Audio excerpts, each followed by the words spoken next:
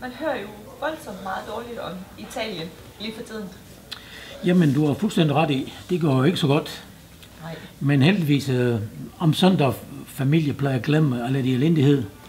Og de prøver at hygge sig ved middagsbord og nyde det gode mad. Er det så sådan en ting, som du har taget med til Danmark? Ja, det har jeg taget med, og dem, der ikke har fundet ud af noget, jeg har, så vil jeg give dem en god mulighed.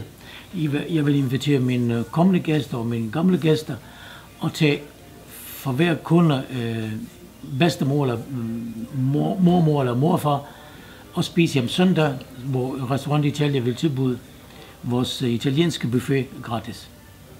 Fornemt. Så man kan tage en bedsteforælder her med og spise helt gratis om søndagen? Ja. Det skal jeg. Rigtig forstået. Det skal jeg. God tradition. Længe leve god tradition. Ja.